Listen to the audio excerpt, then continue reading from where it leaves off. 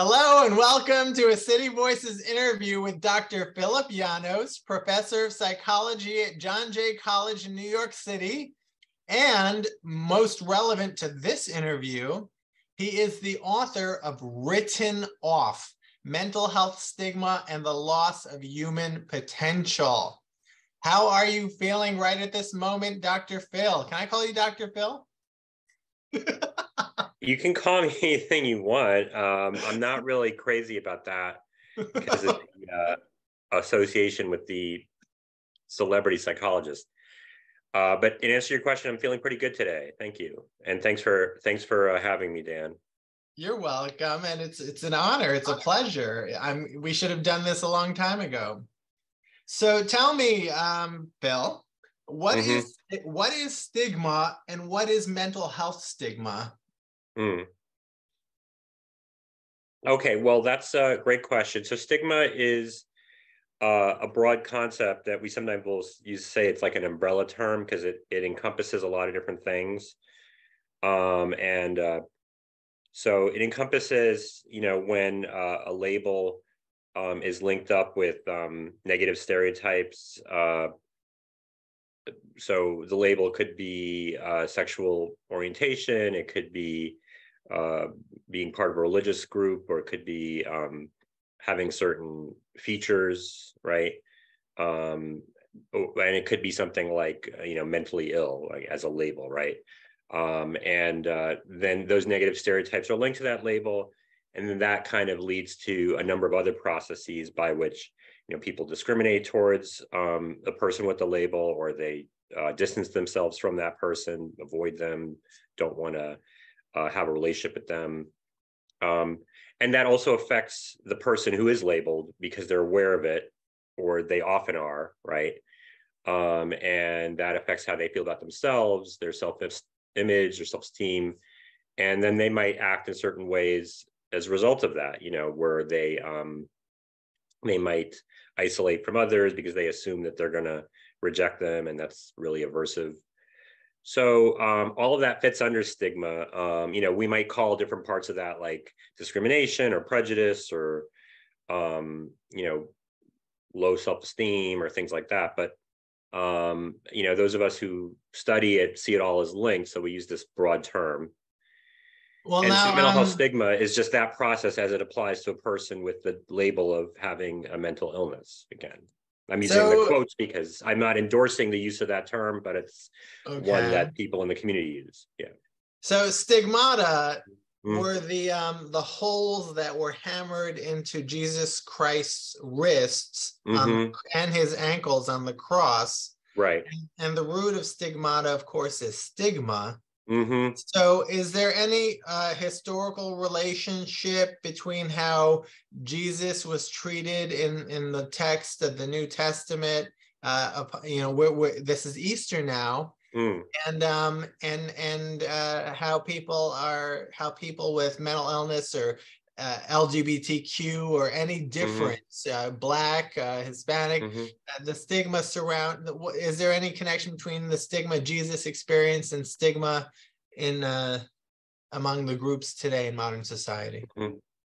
Well, I'm hesitant to speak about religious topics, and I leave it up to people who have those beliefs, to interpret it for themselves. But I do think that the whole idea of being punished and being targeted, is something that people can relate to. And you can certainly see that in, persecution of early Christians or persecution of Jews throughout history.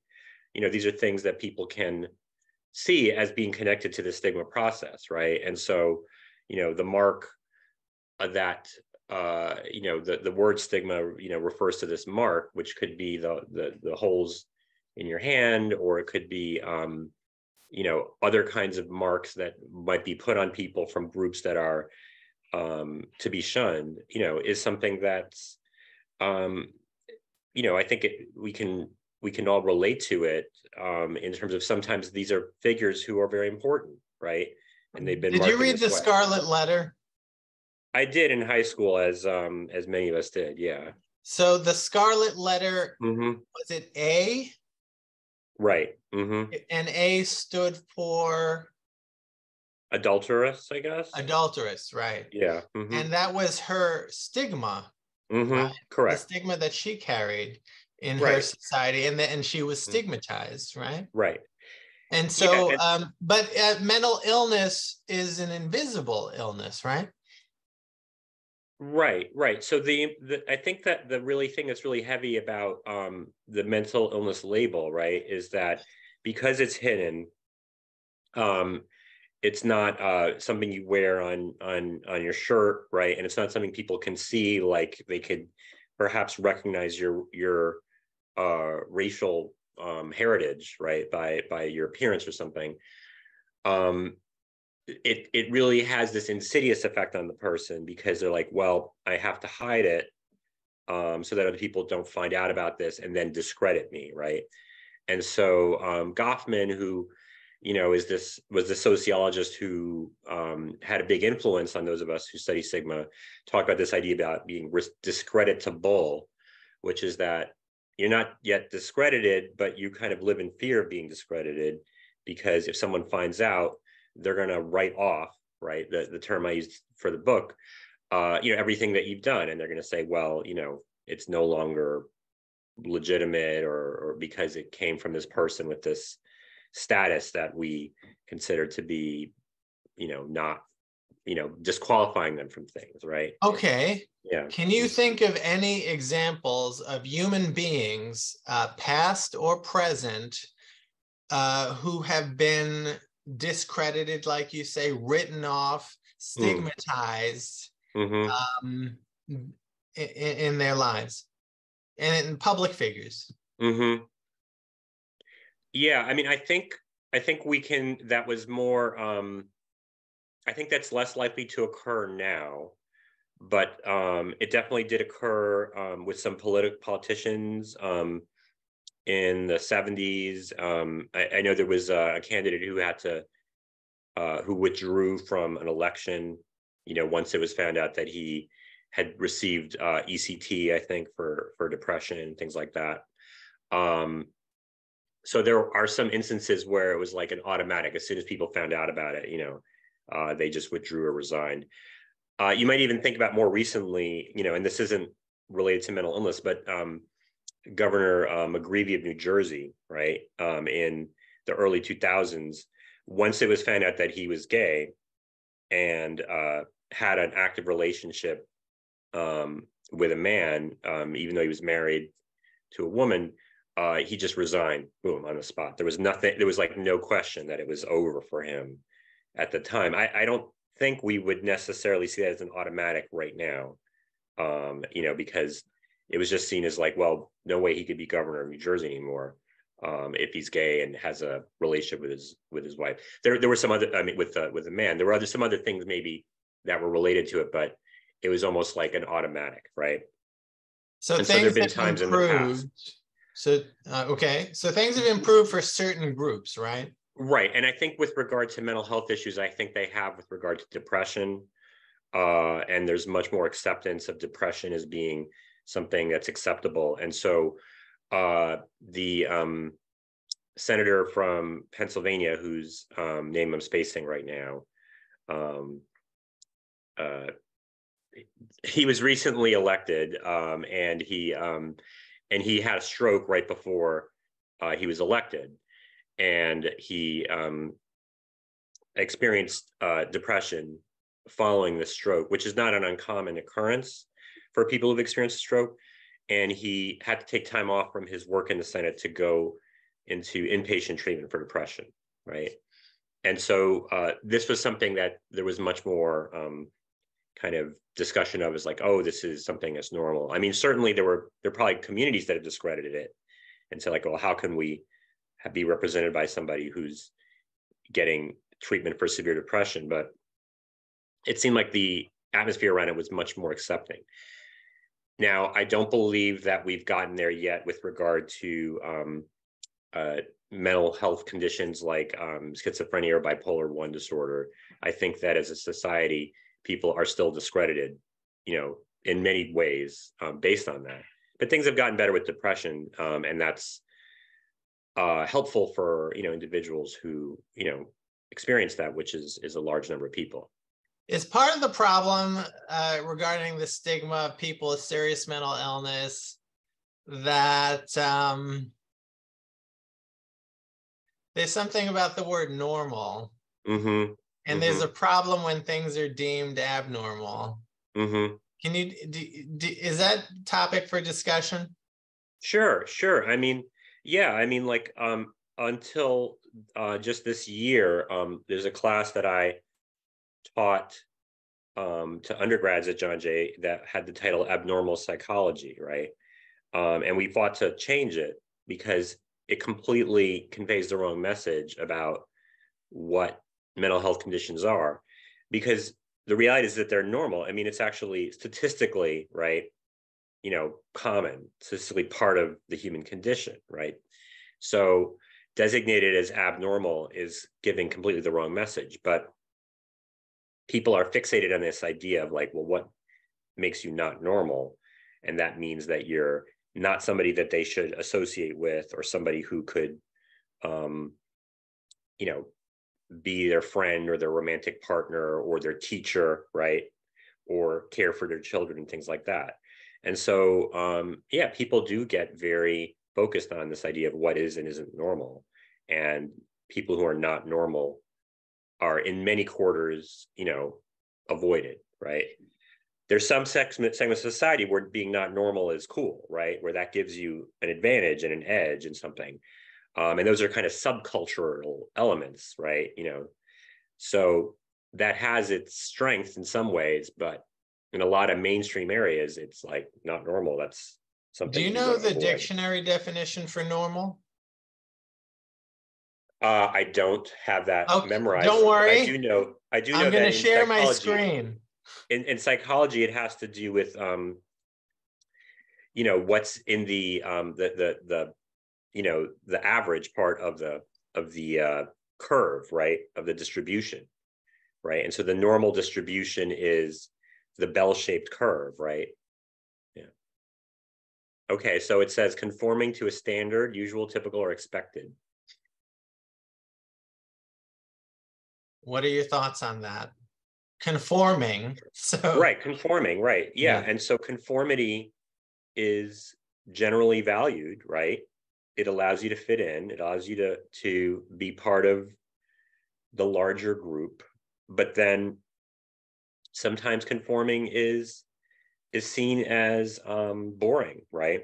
So, there is this potential advantage of like, well, I'm not a conformist, I'm different. And people can find value in that, but it requires a shifting of mindset from, what a lot of us are grown up to think we should be doing. And, I can speak for myself as a seriously mentally ill person that I didn't, it wasn't my intention not to conform, but when under the experience of the chaos of mental illness, it's just impossible to conform. And I'm a living fireworks, and so standing on line is not possible. Right. So Dan, so I guess one question is, were you able to change that in your view of yourself as like being a nonconformist is something that I can see as good or positive? Oh, well, there are interpretations of what I experienced as being, shamanic illness, or a wonderful transitional spiritual experience into like a greater human being, a wiser human being. But that process could lead to self-harm and death and the suffering of all your loved ones and everything like that. Yeah, so you're mindful of those risks. Yeah. Yes. Yeah. So some people like me turn to we were thrust into the mental health system. Yeah. But but thankfully, and it took decades, being stable can lead to a degree of happiness and productivity, which it has in my life. And I don't know if being stable and productive means conforming, but there you have it. Yeah.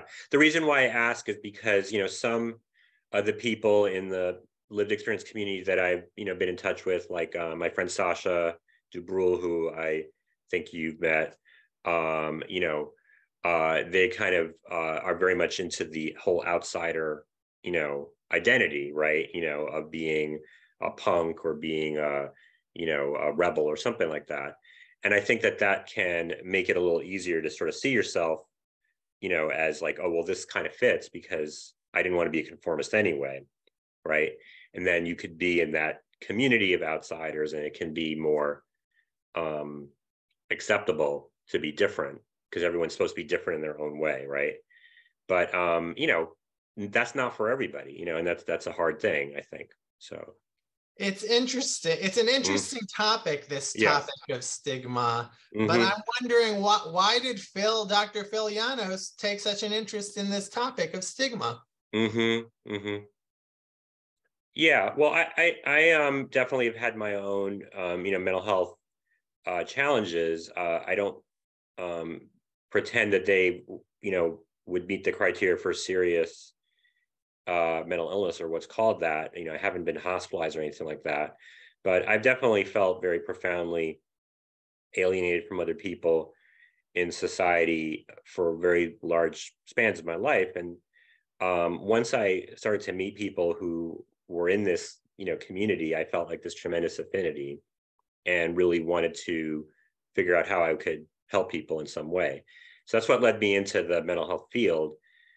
You know, what led me into stigma was really trying to work with people and help them, and, you know, being very sold on this idea, like if we could teach people skills, you know, then they would be able to manage symptoms and they would just, you know, be able to pursue their life goals and their dreams.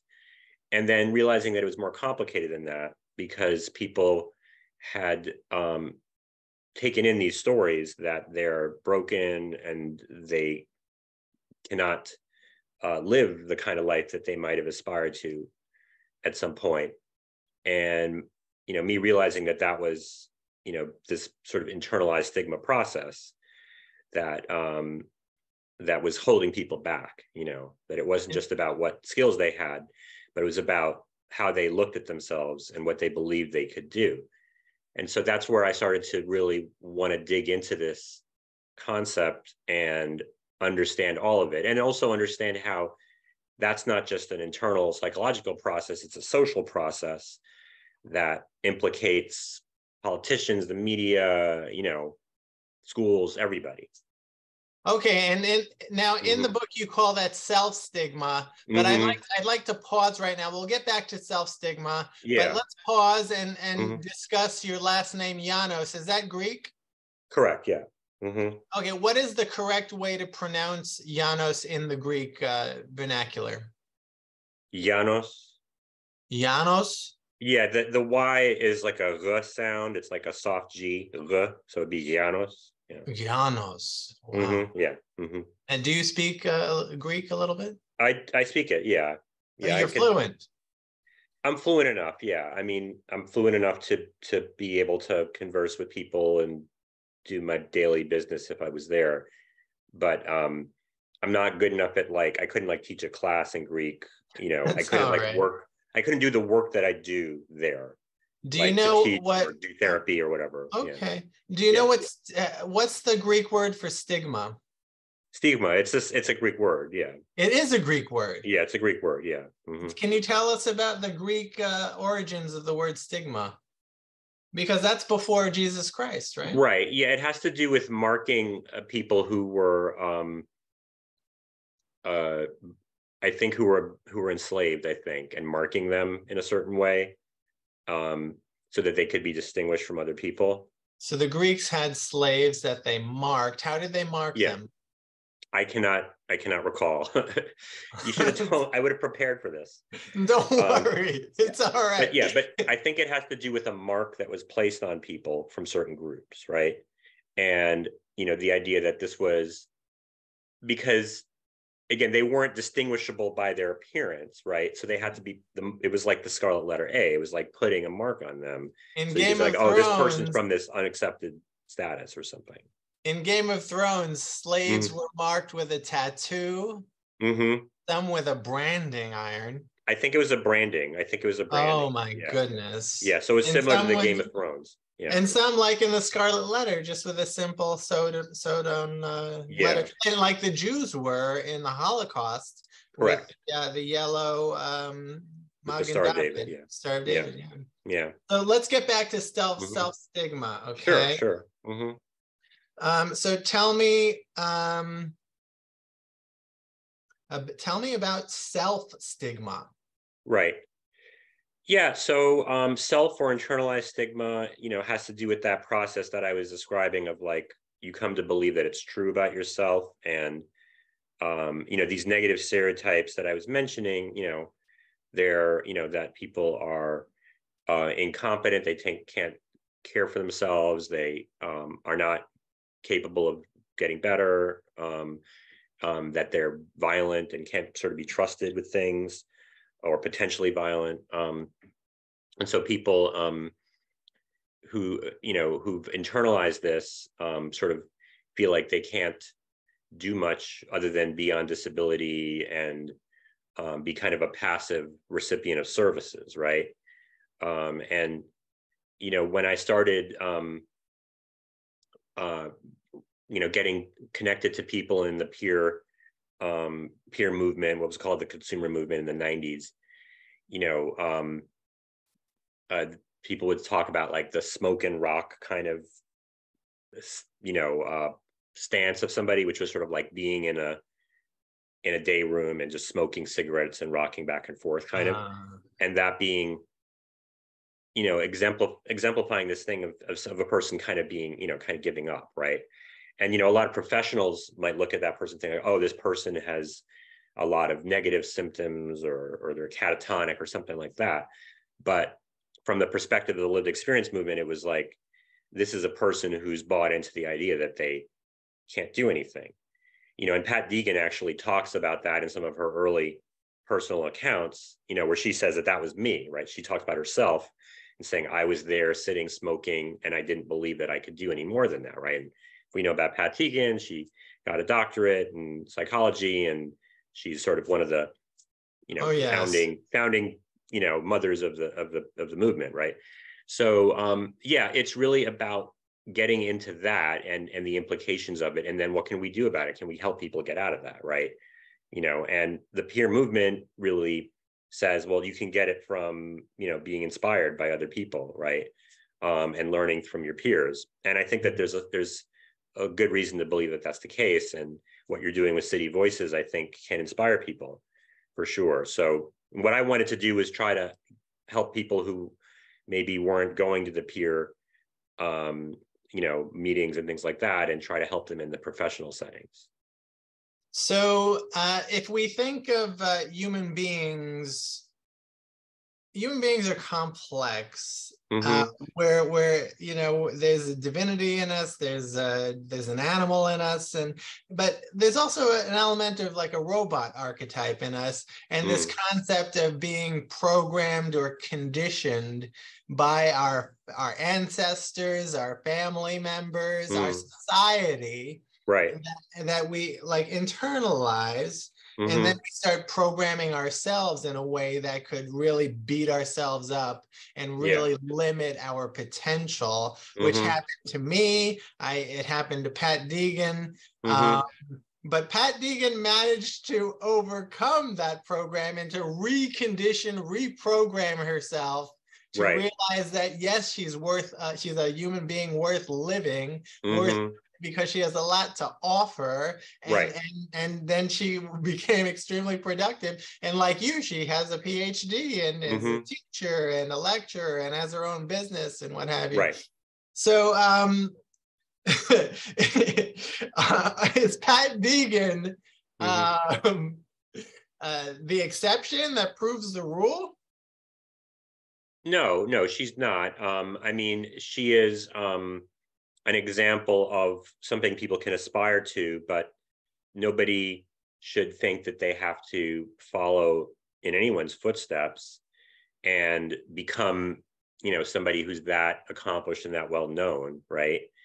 And just like, you know, not everyone who plays music can become a star, or not everyone who plays sports can become a star, but you can pursue it and excel, in your own way, and get it out there to people, right? We all have different gifts and skills and ways to contribute, and it doesn't have to result in fame or wealth, right? And our society puts so much emphasis on that, and my cultural background puts a lot of emphasis on prestige and things like that, right? Which, so I struggle against that, you know and that's just something we have to kind of contend with, even as we're looking at what we can do to rise beyond these constraints. So let's put Mm-hmm. societal expectations aside for a Sure. moment. Mm-hmm. Right. Mm-hmm. And would you agree that true success is just inner peace and happiness? I would agree that is true success for a lot of people. Some people succeed without even finding happiness, so it's not always that, Well, but then what type of, is it a spiritual success to be happy and peaceful and free? Mm-hmm. Yes. Mm-hmm. All right. I think that's an important component of it. Okay. And like we like to say, recovery is multidimensional, right? So the peace and happiness thing is one part of it, right? And then there's the kind of the sort of community participation part. Some people are really engaged socially, but they might be kind of suffering internally. If you can get all of it, great. I would be Mm-hmm. extremely proud of myself if I could make just one person who conditioned themselves, and as a result of society and stigma, who conditioned themselves to beat themselves into a little a little pebble. And if I could influence them and encourage them to burst out of the rock and to grow and to be at peace with themselves and happy, regardless of any creative contribution they make. I'm not interested in their doing. I'm interested in their being a happy person.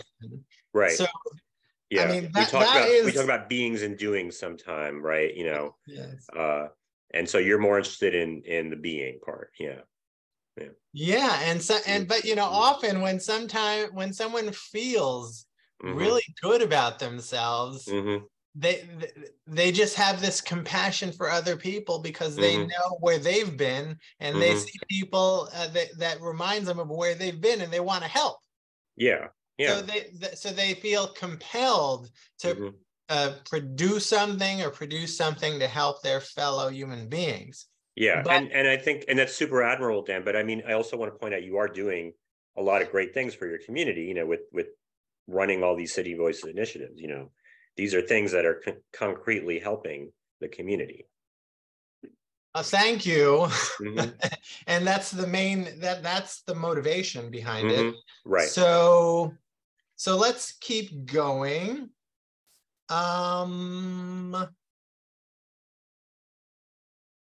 So, okay, given that self-stigma presents such a significant obstacle to a person's sense of self-worth, what are some ways to effectively restore and improve it? Yeah, so I mean, I think different things help different people, but for some people it's going to be seeing other people who kind of contradict the perspective that you might have been fed, right? And meeting people like yourself or like others in the lived experience movement who are doing things in the community and not held back by, these assumptions, right? So that inspiration might be it for some people. For other people, it could be more like a therapeutic process, like changing their thoughts about themselves, like we would, associate with kind of cognitive behavioral therapy. For other people, it could be more of a religious, kind of grace kind of process, right? If that's something that's really important to a person. So I think different things for different people. And, we, in the approach that I've adopted, we try to focus on like stories and life stories that people have and the stories they tell about themselves, and trying to address the themes of internalized stigma in those stories, right? So we've tried to address it on that level, and that's kind of like a form of changing people's thoughts, But I think a lot of people are impacted by inspirational examples, right? So I know you've talked about being inspired by Ken Steele, right? Mm-hmm.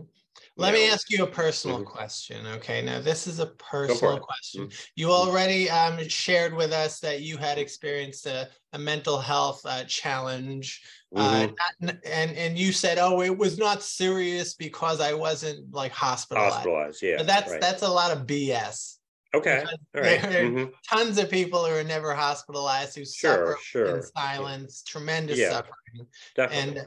And so but you have you started doing and overcoming some obstacles, and you achieved a Ph.D. and a professorship and et cetera, and a book, one of how many books, I don't know.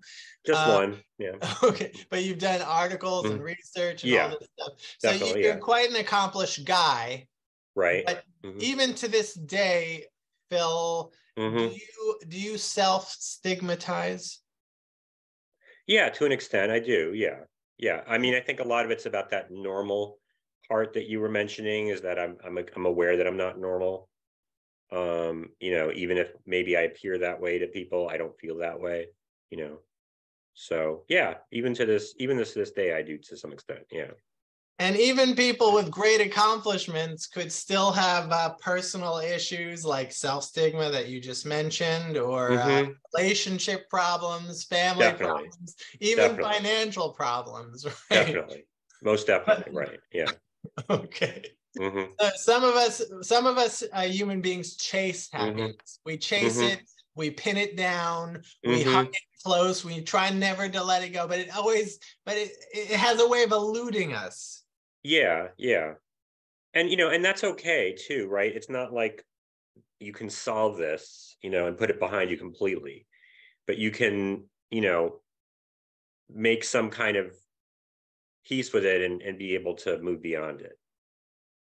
If I had been overwhelmed by the things that challenged me earlier in life, I never would have been married. I never would have been able to, I probably would have gotten a job, but I wouldn't have been very brave in doing the things that I've done.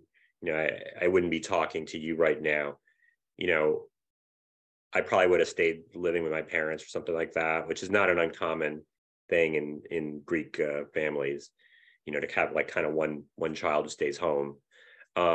So, I probably would have remained in that kind of a life, which it's not an unacceptable life, but it's not the life that I, aspired to have.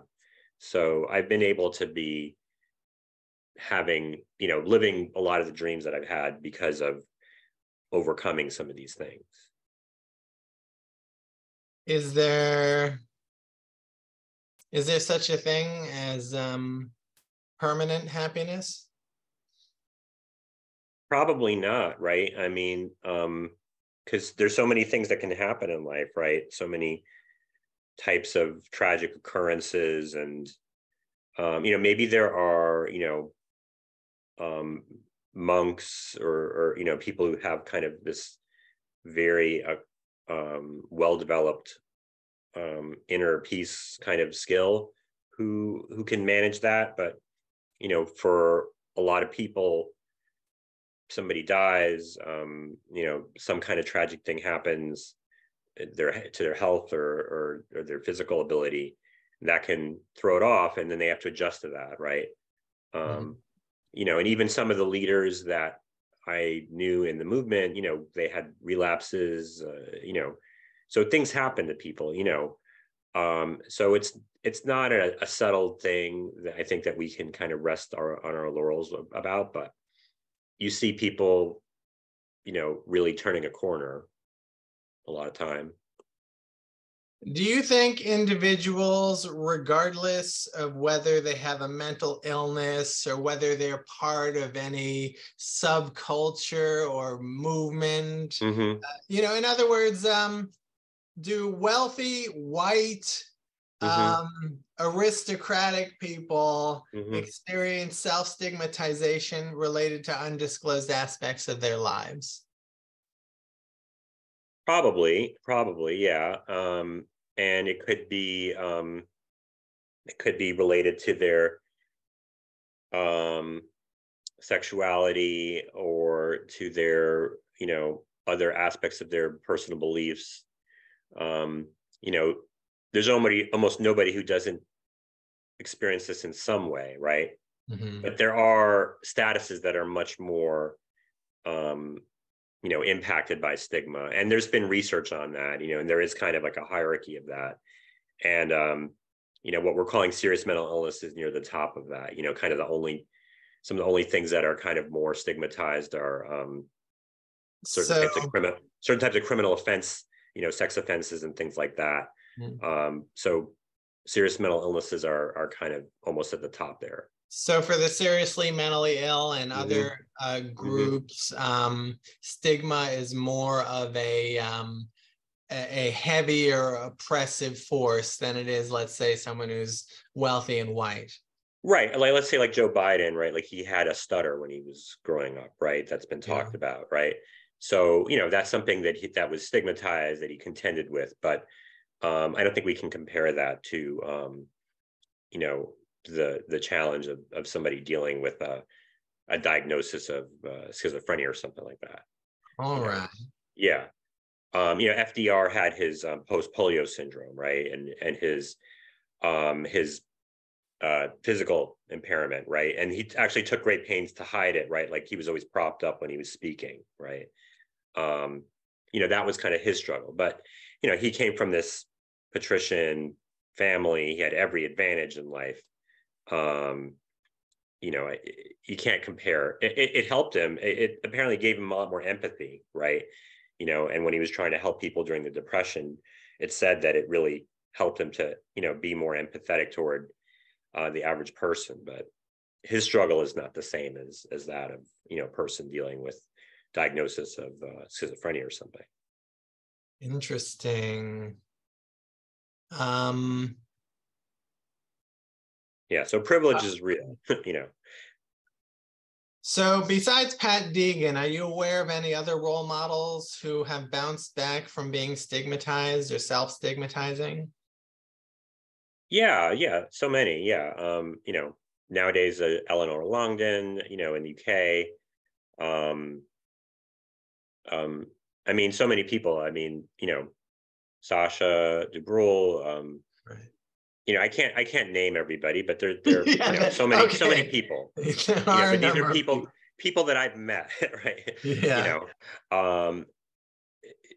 Ed Knight was a friend. I don't know. Did you meet Ed in the 90s? I met him a couple of times. I had that honor. Yeah. So he was a friend and a mentor, and he, really changed things in New York State for a lot of people. He had his own, relapse, and that, shows that, you can't really coast sometimes on these things.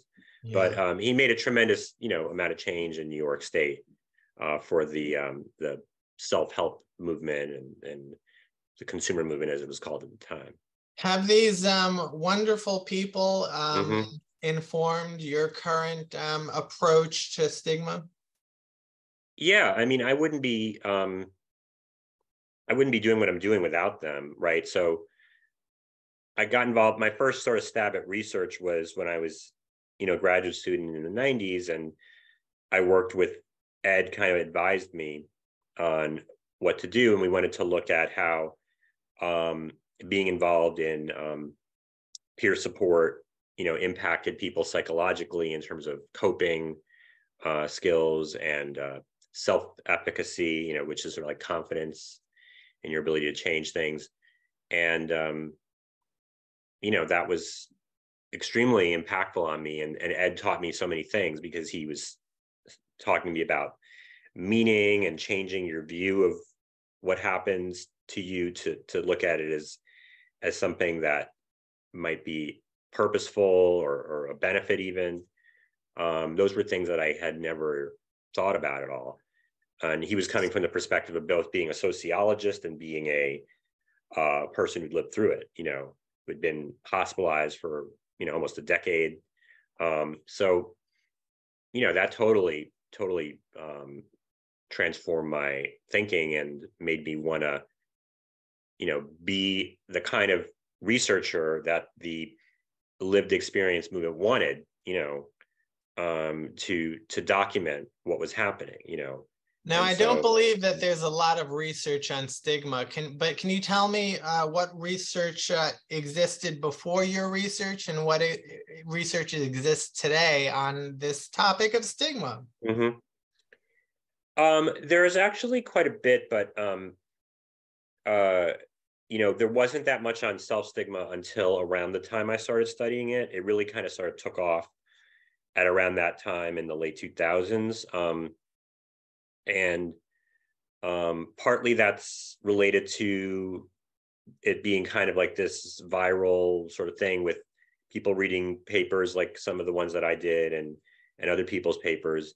And partly it's just, it was in the air and, and people were kind of all thinking about it at the same time. So there's a good amount of research, and there's a good amount of research documenting, how commonly endorsed negative stereotypes are in the US and in other countries. And we have strong evidence that, it's still very prevalent and it's still a major issue. So, anybody who says like, oh, stigma isn't a thing anymore, that's not accurate based on the research. They may say that, but Mm-hmm. some folks who I've spoken to, one person in particular, Mm-hmm. very adamant Mm-hmm. that it's not stigma, it's discrimination. Mm-hmm. Yeah, and I respect that view. That the term stigma takes the focus away from the discrimination, perhaps. But like I said, those of us who research it, it's helpful to see it all as connected, right? So the discrimination happens because of the negative stereotypes being attached to the label, and there's other more subtle things that happen, not just overt discrimination, like which you could think of as being like housing or job discrimination, right? But there's more subtle kind of ways that can operate, things we might call microaggressions and the like. So I respect that, but I still find the term to be useful, and the vast majority of people that I've met, say that they can relate to it and it speaks to them in some way. What do you think would happen to an individual living in one of the communities in New York City, mm-hmm. Right, who is openly mentally ill, not mm-hmm. because of their behavior, but because they simply talk about it a lot Mm-hmm. with the people that they meet and get to know in their community? Yeah. And let's say that person had a serious mental illness like schizophrenia, Mm-hmm. but Right. they were sharing that Mm-hmm. Right. with people. Mm-hmm. What do you think would happen to that person? I mean, I think that it partly depends on the communities that the person's in, like, so how kind of, accepting the community is of people with different, identities and stuff like that. And then also about that person and how their disclosure might challenge assumptions, right? So, if the assumptions are that a person, is incompetent and scary looking and disheveled, and things like that. And the person is able to challenge that and show the person that, hey, I got it together, and I don't fit your picture of this, right? Then that person's disclosure could be helpful, as it could help to break down stigma, in those people that they meet. And that's one of the ideas of how we can overcome stigma as a society is, people sort of coming out, right? Right. But that person could be met with discrimination and rejection in some Perhaps even communities. hostility. Absolutely, absolutely, right. People could be, putting things on their door, get out, or something like that. That could happen too, Yeah. So partly it depends, and and that's why, even as I know that being open and out is potentially helpful for challenging stigma, I'm reluctant to encourage people to do it, because I know how it's a challenge to, it can be scary to think about what some of those negative repercussions could be. So And you perhaps look at, some people like uh-huh. Marsha Linehan, right? Like famous psychologists, right? Like she didn't come out, until she was like super accomplished, and, talk about her hospitalization and things like that. Right. Yeah. So perhaps a person Mm-hmm. who will Mm-hmm. self-disclose to people they meet in their communities Mm-hmm. can be more discriminating in who and how they Mm-hmm. disclose. Yeah, I think that would be advisable. And how do you know who's a safe person? You could kind of look for certain signs of them being an accepting person. How do they feel about certain celebrities or certain, movies or songs or something like that. So that's a way to minimize risk. Mm-hmm. And because there's still a risk, because you don't know if you're preaching to the choir yet. Mm-hmm. You're Right. in this process of getting to know people a little better, Mm-hmm. even like Yeah. superficially, like what Mm-hmm. whatever. Yeah. Um, Mm-hmm.